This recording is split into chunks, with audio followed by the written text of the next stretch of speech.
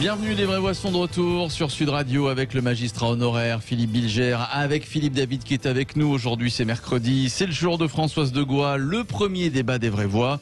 La mort d'Alisha, 14 ans, Alisha qui a été retrouvée lundi soir dans la Seine à Argenteuil. Un garçon et une fille de 15 ans qui étaient en garde à vue ont été présentés à un juge qui apparemment, c'est ce que dit le procureur de Pontoise, a retenu l'homicide volontaire avec préméditation. Tiens, écoutez le témoignage de la mère d'un des suspects, témoignage recueilli par nos confrères d'M6. Il est rentré, il était 15h, 15h30 avec son ami. Et il est parti dans sa chambre, il s'est changé. Peut-être une heure après, il est venu me voir vers 17h, quelque chose comme ça. Où c'est là où il m'a dit qu'il avait fait quelque chose qui n'était pas bien. Jeune Alisha harcelée depuis plusieurs semaines. Elle en avait parlé à sa famille d'ailleurs. Des adolescents de plus en plus violents, sans limite. Est-ce que ça vous inquiète? Est-ce que vous pensez, vous trouvez que le phénomène du harcèlement scolaire s'est amplifié depuis quelques années? Le compte Twitter de Sud Radio, vous pouvez voter le 0826 300 300. On va vous écouter dans un instant. Philippe Bilger, est-ce qu'il faut durcir la loi? Parce qu'il y a une loi qui existe sur le harcèlement scolaire. 2 ans de prison, 30 000 € d'amende. Philippe Bilger. Vous m'entendez, Philippe? Ah non, Philippe est sage comme une image, il m'entend pas. Françoise de Gois, est-ce qu'il faut durcir la loi? Alors, il faut noter qu'en fait, le harcèlement scolaire, ça a toujours existé. Il est de plus en plus violent. Je ne sais pas, moi, s'il est de plus en plus violent. En tout cas, arrive plus à nos oreilles le nombre de cas. Je pense que le harcèlement scolaire, ça a toujours existé. Moi, je me souviens, j'étais en pensionnat quand j'étais petite et je voyais très bien qu'il y avait des élèves qui étaient harcelés par les grands ou les grandes. Donc, il y a toujours eu ce rapport de domination. Après, est-ce qu'il est plus violent? Je ne sais pas. Dans le cas qui nous intéresse, déjà, moi, j'ai le cœur brisé. Vous avez vu le visage de cette petite jeune fille Alisha, qui est, on dirait, un bonbon sucré. Elle est toute mignonnette. Voilà. J'ai peu apprécié que Marine Le Pen fasse une globalisation en parlant de l'insécurité, etc. En l'occurrence, c'est pas du tout ça comme affaire là. Là, c'est une affaire. C'est pas du tout un règlement de compte entre bandes. C'est pas du tout un établissement scolaire où il y a des problèmes. Pas du tout. C'est même un lycée privé professionnel. C'est quelque chose qui dégénère avec le facteur aggravant que sont devenus les réseaux sociaux. Sont devenus un facteur aggravant et avec ce désastre, mais je constate aussi que la victime et le meurtrier présumé a tellement de mauvaise conscience qu'il avoue à sa mère. On n'est pas du tout dans une logique de guerre de gang avec des mômes qui se baladent avec des couteaux comme on se balade avec des rouleaux à pâtisserie. Comment est-ce que je veux dire? Il faut être quand même subtil et j'ai pas aimé cet amalgame qui est fait sur la violence, la sécurité. C'est pas pareil. Chaque chose est vraiment différente. Alors, Philippe David, alors, pour parler du harcèlement scolaire, on peut en reparler puisque vous nous l'aviez dit il y a 2 ans dans Les Vraies Voix. Vous l'avez eu, ce harcèlement scolaire quand vous étiez jeune. Scolaire, quand j'étais au collège, je l'ai dit, c'est la première fois que je le dis. C'est vrai que ça existe depuis très longtemps. Même ma famille a été hyper surprise ce jour-là quand j'ai dit à l'antenne parce que je n'en avais jamais parlé. D'accord. Donc j'avais eu beaucoup de coups de fil après l'émission.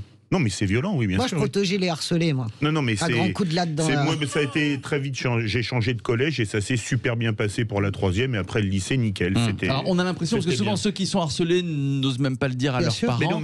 On a l'impression que personne ne peut arrêter ce harcèlement. Pourquoi on ne le dit pas? C'était pas un harcèlement violent, moi. C'était un harcèlement de moquerie, etc. Mais c'était un harcèlement, je vais dire, de racisme social. Parce que j'étais pas du même milieu social qu'eux, j'étais d'un milieu social plus populaire qu'eux. Vous voyez ce que je veux dire? Donc c'était ça le problème. C'est que quand on est victime je sais pas comment dire, du racisme social, Oui, c'est très bien. Je trouve que c'est une très bonne définition. L'ostracisme social. Oui, de l'ostracisme social, si tu veux. Mais le problème de fond, c'est que malheureusement, et là j'ai un petit point de désaccord avec Françoise, quand on voit ce qui s'est passé ces derniers temps, avec des ados qui se baladent avec des couteaux et qui se tuent.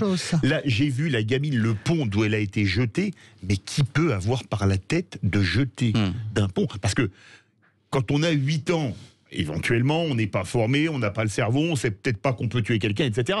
Mais là, à 15 ans, on sait qu'on peut mourir, surtout si on jette quelqu'un d'un pont qui doit faire 10 ou 15 mètres de haut, et qu'en dessous c'est la Seine, qui est quand même pas un ruisseau, et qu'en plus, on est on est en hiver, on est à la fin de l'hiver, et que l'eau, elle doit être à 6 ou 7 degrés, je sais pas, peut-être 10 degrés. Oui, mais ça n'a rien à voir avec... mais ça n'a rien à voir avec les problèmes d'insécurité. Est-ce qu'ils peuvent réfléchir, les jeunes? Non, mais à 15 ans, vous n'avez pas ça, nous. Mais vous ne faisiez pas ça, mais il y avait déjà des meurtres. C'est un fait. Mais on ne jetait pas les gamins depuis les ponts. Non, mais l'hyperviolence la violence qui augmente chez les adolescents. Quand on avait 15 ans. C'est réel, ça. La violence qui augmente de plus en plus chez les adolescents. Je pense, ça, c'est bien réel. Vous avez vraiment la mémoire courte. Vous n'avez aucune mémoire de ce qui s'est passé, de ce qui se passe depuis des années dans les opérations de bizutage, avec les lycéens qui meurent, avec les jeunes, grandes écoles, mais dans les grandes écoles, dans les universités. Les États-Unis sont remplis de ça. Enfin, on découvre pas la lune, c'est ce que je veux dire. Après, est-ce qu'il faut aller plus loin? Et puis j'en ai un peu marre du focus. Tous les jours, il y a un fait divers et tous les jours, on fait 24 heures non-stop là-dessus.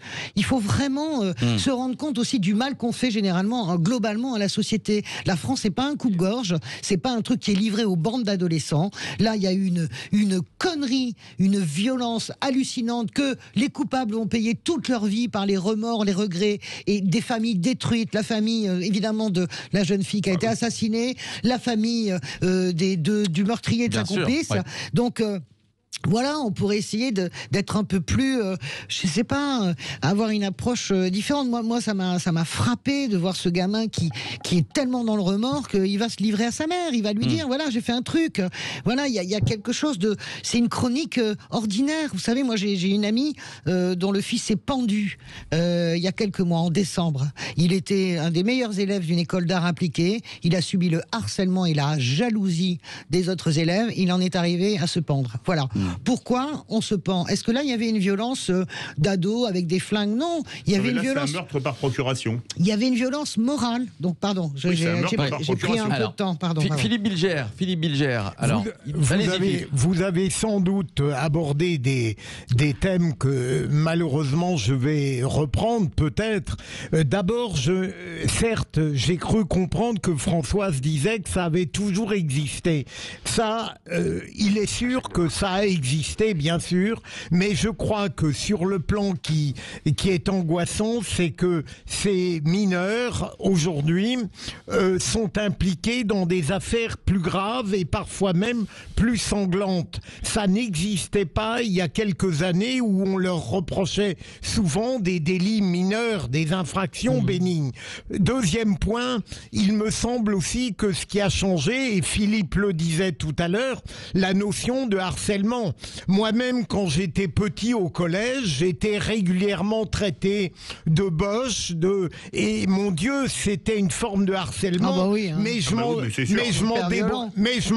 je m'en débrouillais tout seul, quoi. Je veux dire, et je me demande si une certaine manière d'apporter des soutiens automatiques à de jeunes psychologies, au lieu de les renforcer, ne les déstabilise pas. Troisième élément, pardon, je suis trop long, j'entends depuis hier parler de la responsabilité des réseaux, d'accord, peut-être de la nécessité de réprimer plus sévèrement, pourquoi pas, mais je me demande si on n'est pas en train de se leurrer. On répète en permanence, ah mais les parents ne font pas l'éducation. D'abord, est-on tellement sûr que toutes les familles, recomposées ou non, soient tellement conscientes de l'éthique à transmettre? Je n'en suis pas sûr. Et ensuite, je crois que Philippe l'a dit, Françoise, je suis navré, mais il me semble que l'un des signes tout de même d'une forme de décadence aujourd'hui est que on ne peut plus espérer que tous les jeunes mineurs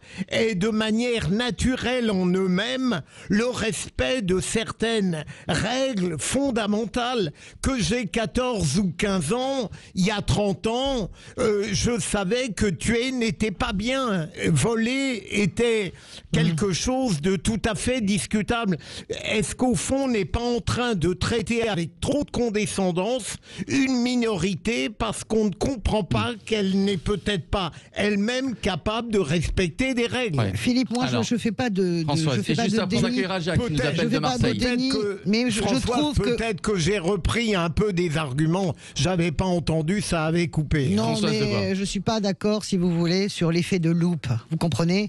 Tous les jours, on peut pas tous les jours nous balancer matin, midi et soir sur toutes les chaînes d'infos.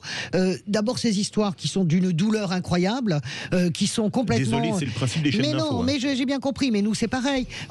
Attention à l'effet de loupe. Je ne nie pas qu'il y ait une progression. Moi, je pense qu'il y a le facteur aggravant des réseaux sociaux. Honnêtement, la différence, elle est absolument là, avec toute la virtualité, c'est-à-dire une sorte de monde virtuel où finalement on se flingue dans les jeux vidéo et la mort, et quelque part, elle est ludique. Voilà, il n'y a pas la conscience de la mort jusqu'au moment où on la donne. Et jusqu'au moment où cet ado, il la donne et il se rend compte que c'est monstrueux ce qu'il a fait. Alors, en le fait. harcèlement d'Alisha, c'était entre autres des vidéos sur les réseaux sociaux d'elle en lingerie. Voilà, donc je ne nie pas qu'il y ait une violence qui aille de plus en plus fort. Moi, la violence, elle m'inquiète plus du côté du phénomène des bandes et de l'âge maintenant des gens dans les bandes. Mais je veux dire, attention aussi à l'effet de loupe. Attention à l'effet de loupe, et mettre la responsabilité sur les parents, c'est un peu facile parce que il y a combien de parents ne voient même pas comment leur enfant est en train de vriller. Pourtant, c'est des parents qui sont très bien et qui élèvent le mieux possible leur môme, hein, franchement. Jacques est avec nous, il nous appelle de Marseille, 0826 300 300. Bonsoir Jacques. Bonsoir, merci de m'accueillir. Bon, comme je disais à l'hôtesse d'accueil, ça chavire le cœur. Mais faisons court. Tant qu'on ménagera les harceleurs, au lieu de protéger les harcelés, ça continuera. Et vous savez très bien que quand il y a un harceleur à l'école, on conseille à l'harcelé de changer d'établissement. Et l'harceleur, qu'est-ce qu'il fait? Il harcèle les autres, ceux qui restent. Voilà. Alors l'harceleur, il faut le comprendre, un peu cher, il ne faut pas le déranger. Et puis il en arrive à tuer. Non, donc, mais Jacques, moi j'ai une question. Non, mais c'est décérébré, là, c'est décérébré. Au premier écart, il faut les mettre en maison de redressement. Oui, voilà. mais j'ai une question, c'est que est-ce que ce jeune homme est un harceleur chronique? Je suis pas sûr. Je pense qu'il y a une histoire d'amour qui tourne mal, c'est une espèce de trio amoureux adolescent, mais je ne suis pas certain que le jeune homme soit harceleur. Il y a des dizaines de livres qui ont été écrits par des filles qui se sont... Il y a des gens qui se sont suicidés parce qu'ils étaient harcelés. Vous parlez du harcèlement en général, c'est qu'en général on demande à la victime de changer d'établissement, on devrait virer le harceleur. Bien sûr, il faut virer le harceleur. Parfois il change d'établissement, il se suicide. On a vu un cas douloureux avec une prof qui harcelait en plus la gamine, en plus des élèves. Alors vous savez... Non, je suis d'accord, bien sûr. Non, mais le harceleur, vous avez raison Jacques, mais là on parle de ce cas précis. Est-ce que ce jeune homme, ce jeune garçon est un harceleur chronique? J'en sais rien. L'enquête nous le dira. Non, je crois pas. C'est une histoire singulière, à l'évidence. Ouais. Philippe, est-ce que vous me permettez de faire une promotion? Parce que le hasard fait que j'ai entendu ce matin un homme très remarquable qui s'appelle Samuel Comblé et qui a créé avec une autre femme un site net écoute 0800 200 000 qui accueille et écoute les jeunes victimes de cyberharcèlement. C'est bien. Et je crois que c'est remarquable et merci de me permettre cette promotion, Philippe. Vous pouvez le redire, Philippe, s'il vous plaît, parce que j'ai pas entendu. Alors, ça s'appelle le enfance, mais la chose essentielle, Françoise, c'est net, N-E-T, écoute, et donc 0800 200 000. Super. Voilà, 0800 200 000, vous pouvez noter. Merci Philippe Bilger, on passe tout de suite au deuxième débat des vraies voix.